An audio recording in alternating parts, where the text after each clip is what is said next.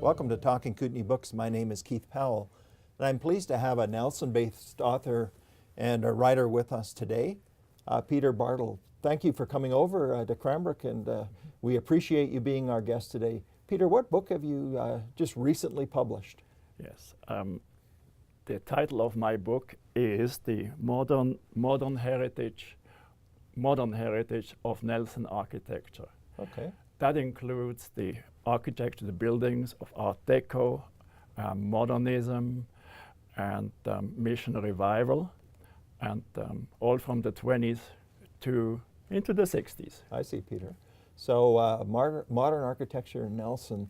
What inspired you to write about the, I'm assuming, residential and commercial buildings in Nelson? Yes, I am a modernist in my heart, and I was teaching modern design history and architectural history at the University of Alberta. Okay. And when I moved into Nelson 5 years ago, I realized that the buildings of that period were completely ignored, Okay. because Nelson has such a strong history of Yes. Victorian architecture.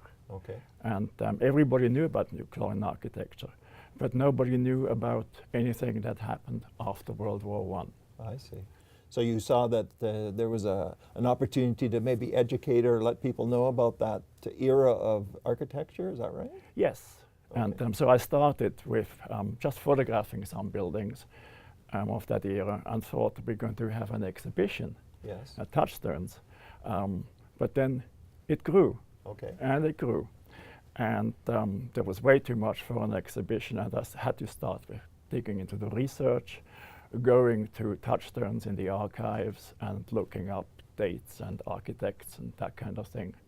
So then I thought, well, there's nothing here written about private buildings. Mm-hmm. And then I saw a private building which looked kind of interesting. I went and knocked on the door, Right. and people looked at me a bit strangely, because this old guy here coming to knock on your door and say, I want to talk about your house. Right. And but the reception I got was wonderful. People let me come in their houses and for hours talked, if they really were interested in the history of the house, they talked about it, brought out photographs, the family, etc. Okay, so you got the whole story or background of the house Got or the whole building yeah, often? yes. Okay. Quite So often, yeah. how many buildings would you have profiled in your book? It's 71 buildings Okay. in total, from all the way from Nelson itself on the North Shore, I see. and partly official building, commercial building, public buildings, private buildings. Yeah. So any of these houses or these buildings sort of stand out in your mind that were really unique? Yes, the one building which really I'm concerned about is Mount St. Francis. Okay. Yeah, which was built as a Catholic hospital, I guess, Okay. in 1950, Yes. and it's been used as an old folks home, as a hospital, until about 2000. Mm-hmm. And it's a beautiful building, built by my favorite architect, Mm-hmm. which is Ilsa Williams, which is Okay. another interesting part, that Nelson has a world-class female architect, Mm. which hardly anybody ever knows about it. Okay. So Mount So- St. Francis at the moment is empty, and Yes. nobody knows what to do about it, Okay. do with it. So it might get torn down, Okay. but it is a world-class building. Wow. Okay, so you talk about 70 buildings in Nelson. Yeah. What kind of scope is that? Is that sort of just representative of some of the outstanding buildings, or is that a pretty comprehensive list? I think it's pretty comprehensive, Okay. although I keep on finding new ones, which I can't include in the book anymore. Right. Yeah, but it's I think 70 buildings for a town of 10,000. Yeah, That's a lot, yeah. That's pretty Yeah. impressive. Yeah. So who do you think this book will appeal to, Peter? I would say anybody who grew up in Nelson, Mm-hmm. because I got a lot of feedback Yes. from people who suddenly said, oh, I remember that building. Yes, oh, yeah, the bowling lanes there. Okay. Oh, yeah, oh, well, that's what it is now. And because buildings change, so got a lot of feedback. Right. Yeah. So obviously people from Nelson will be interested in your Yeah. book, but I would think that the whole Kootenays would be interested in your book and beyond throughout the province, because a lot of people are interested in the heritage and the architectural style of our small towns in BC. Do you think the appeal will be a bit broader? I think so, yes, yeah. Because when I travel around the province, I see here and there, I see buildings which would have interested me, and which are Art Deco buildings, for instance, and or purely modernist buildings, and so that I'm actually thinking perhaps I might continue and broaden the scope. Yes, okay, And, good for you. So let's just talk about how you went about compiling all this information. So you said you'd actually often visit the location, take photographs, interview the people that lived there or occupied the building now. How did you go about then putting that into a book form? Each book in here, I try to stick to the facts as much as possible. So each profile, right? Each profile book is each building is profiled. Some of them have only 1 page, others have 2 or 3 pages. Right. I'm concentrating on the pictures, so it's a picture book. Yes. There is very little written, as much as I knew about it, but quite often there was no information or hardly any information available. And so each building has an information panel which does list the year it was built, the architect, if possible, the builder, and also the style, the building style that it's in, and the location. Right. And then the rest of the text is quite often it's my personal opinion. Okay. Yeah. So you tell a little bit of the background and the story, and then also give your own analysis of it? Yeah. So this, to me, seems like a very valuable document, because we know that in many of our towns throughout the Kootenays and I guess elsewhere, much of this heritage can easily be lost. Do you think that it is wise for us to preserve this? Oh yes, definitely. I mean, I'm quite often worried about buildings disappearing, and I also list quite a few buildings which have disappeared already with archival photographs. Okay. And then most of the time I have a smaller picture at least of what is there now, so that people can identify where those buildings have gone. Yes, Yeah. okay. So you mentioned Mount St. Francis as one of the noteworthy buildings. Any residential properties come to mind that seem to stand out? Yes, there's 3 or 4 buildings which were built in the 1940s. Okay. And they're very similar in style. Very similar in style. And nobody knows who built them. Okay. It's just said out-of-town architect built those 4 buildings, but we don't know. And there's a funny thing that the names of the architects quite often are missing, whereas the local Nelson Daily News reported on the local builders that they were building. Okay. But quite often the architect, if it was out of town, they didn't bother to mention it. Right. So a little bit of mystery behind your book as well. There's lots of mysteries there, yeah. Okay. I really consider the book with loose ends hanging out from everywhere, because my research is full of holes, and also since I am the new kid in town, I got a lot of information from the residential historians like Greg Nesterhoff and Ron Wellwood and so, and Bob Inwood as well.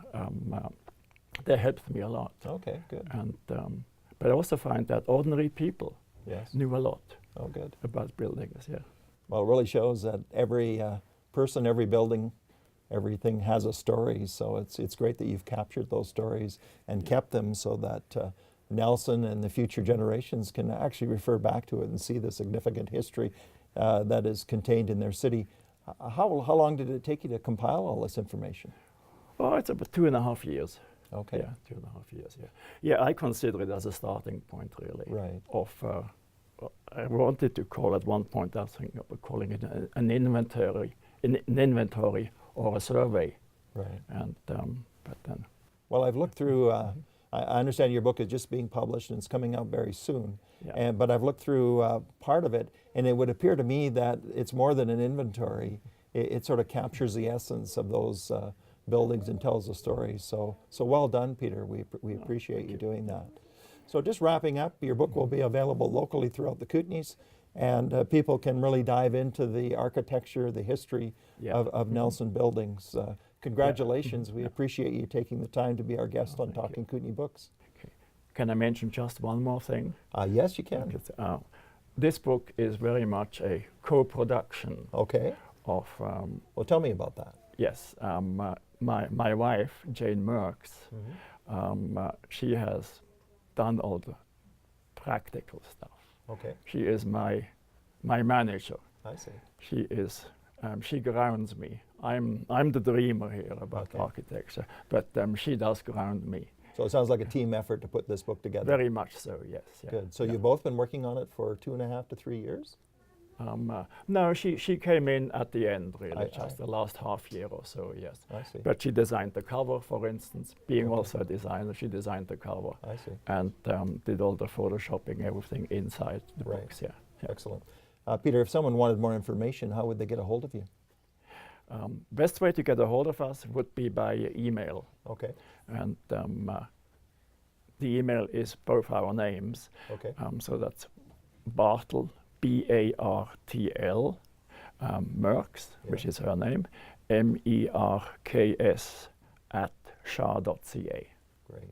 Well, congratulations on a very interesting book. I know that you'll be launching it soon, and people can look forward to reading about the history and the architect of the Kootenays and specifically Nelson. So we appreciate you again being our guest. Great, thank you. This has been Talking Kootenay Books, and my name is Keith Powell.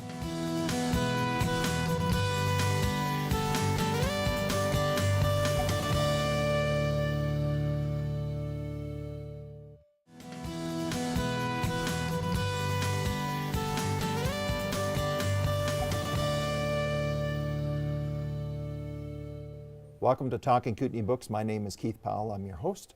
So on the show, we endeavor to talk to writers and authors based here in the Kootenays. And today I'm really pleased to welcome Grant McDowell. Grant is the author of Pitt Kane, The Hunt for Revenge. So welcome, Grant. Great to have you here. Thank you, Keith. Can you just give us the premise of your book? Pitt Kane is a man who is really craving something more in his life. He's got this deeply concealed desire to find something, and he's not sure what it is. Okay. At the same time, he's really moved by this to keep exploring, and the way he does that is get out into the backcountry. It really is, I guess, a combination where 3 different streams converge. One is his love for the mountains and his desire to figure out what happened in a previous excursion there where his best friend was shot and killed. Okay. No one knows exactly how this has happened. Right. Another stream is Pitt Kane is a hockey player and quite competitive, but he's sort of the bully of the team. He's the enforcer. Right. But combined with that, he's also got this desire for something immaterial in his life, and he can't quite figure that out. Okay. So what I'm trying to do, or what I tried to do with Pitt, is introduce somebody who is really grappling with the realities of his life, materially, physically, but also in some sense in a spiritual way, without making any one of them the only story. I see. Okay, so what inspired you to write the history or write the novel? A number of things. One is just my own story and walking through life with a lot of other people and discerning and observing their stories, where people want guys in particular sometimes live as though we can shut out the unseen part of life, the immaterial. Okay. But also real deep love of the mountains and being back in the remote places where people don't generally go or even live. Right. And so bringing those together and using that as a context for this really metaphor where Pitt is, the working title of the book was Upstream, where he's going upstream, over passes, trying to explore things, but underneath it all, he's also trying to figure out something about his own purpose. Okay. And so those were real motivating factors for me to try to put it in a setting that I love, Right. and that is beautiful, Right. and also uncover something of his own quest for meaning in his life. Okay, so obviously the mountains have played a role in inspiring you to write this book. I noticed the town that you set this in is a fictional place, but it's the town of Emerald Lake. So just tell me about how that all came about. Well, it's interesting because, as you know, the story tends to unfold as you write it, and the way I planned it, the way I outlined it and laid it out and so on, was quite different from how it emerged in the end, because it took on a life of its own, as did the main character and some of the others. I think that the development of the plot and that place grew out of really a multiplicity of experiences I've had in the mountains. So it is fictitious, Right. and yet it also has little bits and pieces of places where I've hiked or backpacked and seen. And so, and that adds an element of mystery to the story, because there is an actual lake in this story called Emerald Lake, but it's quite away from the town itself, where the people are. Most people have never seen the lake. Some don't even believe it exists. Okay. And it's said to have some kind of healing power, Okay. where people can get their lives back on track if they find the place. And Right. so that's part of Pitt's quest, Right. as he's trying to unravel what happened to his best friend Tom, why did he die, by whose hand, and also to figure out if he can find this place that Tom told him about. And along the way, he has to encounter again kind of a rogue bear that was part of the original setting where Tom died. And so he does end up encountering that animal again. So it sounds like there's a few levels to the book that readers would find interesting. So I know you've been out promoting the book. You've visited a number of the local bookstores and so forth in the region and beyond. Tell me what's the reaction been to the book? I've been pleasantly surprised Yeah. that as a first novel, it's my first novel, Yeah. that people have been positive about the storyline, Yeah. positive about the character development, and how all of these things come together in the book. It's been warmly received, and I'm very grateful for that, because when you put out any writing, it feels a little risky. To me, it also feels a little bit presumptuous, because I'm putting something out there that I'm saying, this could be worth your time. Right. So when people do me the honor of taking the time to read the book and then say, you know, that story held me. I wanted to keep picking it up and reading it. That's quite affirming, and I really appreciate the people who've taken time to do that and say those kinds of things to me. Well, it's always good to get that positive feedback as well. So I just want to talk a little bit about the process of writing the book and so forth. So do you write on a regular basis? Is that something you do every day, or how do you sort of structure that? I do. I write on a regular basis. I think in the last few years, we moved about 4.5 years ago, and recreating the rhythm for writing has been a bit of a challenge, because for me, writing had a rhythm. There were certain times, a certain place where I wrote, and I've been rediscovering that. But I often say to people, I need to write because it's part of how I express myself. Okay. And in a sense, it's part of my own personal wholeness, I think. Right. So I regularly work at making it a priority, and whether I feel like it or not, because I've discovered that when I get at it, I benefit from it, Right. and it's a form of expression that I deeply enjoy. Okay, good. So you're writing every day or very regularly, and do you have sort of a methodology that you approach? Like, do you have a certain structure that you have? Do you have an outline? How do you approach writing a novel? I gather thoughts and ideas first. I have it's like a big hopper that everything goes into, so I record those things. Yeah. I just keep a document or a number of documents. It's quite disorganized at first because it's organic. And the character might be one document, the plot another, and so on, the main characters, others. And so it develops that way organically. And then eventually I get to the point where I think there's enough here for me to start building a base and lay out tentatively where I think this is going to go. But as I mentioned earlier, then when I began writing Pitt Kane, the storyline changed, not entirely, but significantly.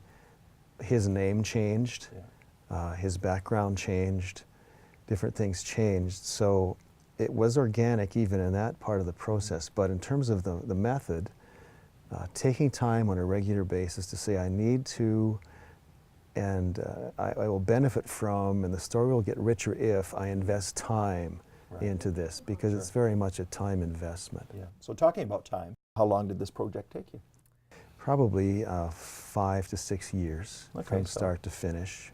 So you've been thinking about it for a long time, finally put it to paper? And I put it to paper, entered it into a contest. It did all right, but it didn't win. And from that had it professionally edited, proofread several more times, and I rewrote it a number of times. So I don't know how many iterations of this there have been, but many before we finally said, okay, let's pull the trigger on this. Okay. So you've got the book out. How did the publishing process go? How did that all work?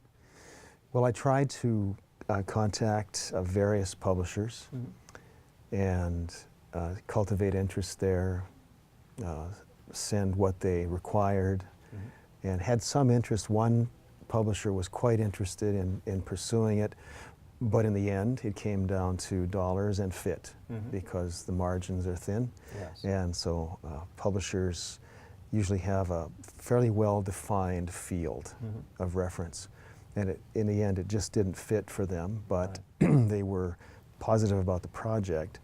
So then I went back and researched other options again, where I could self-publish it, and made a selection then based on what I thought offered the best probabilities for me to have it accessible to as many people as possible. Any other novels, projects that you've got on the drawing board? I have a book that's coming out. It's actually out now. I think my first shipment is on its way. And it's a nonfiction work. It's called The Best Day of Your Life. And it's about embracing today and being released from perfectionism. So it's kind of a spiritual journey in that vein. And hopefully my next work is another work of fiction, which is quite different from Pitt Kane. It's focused on a couple of children and who journey through the experience of learning about death, and it's also in the context of the Christmas season. So I don't know how long that's going to take, but could take some time, because of course writing has to fit in around the rest of life for me right now. Well, congratulations. I certainly appreciate you being our guest on Talking Kootenay Books today. And congratulations on Pitt Kane. I suspect that you'll be promoting the book throughout 2018. And it's been great to have you here today. Thank you. I'm honored to be here. Great. And this is Talking Kootenay Books. My name is Keith Powell.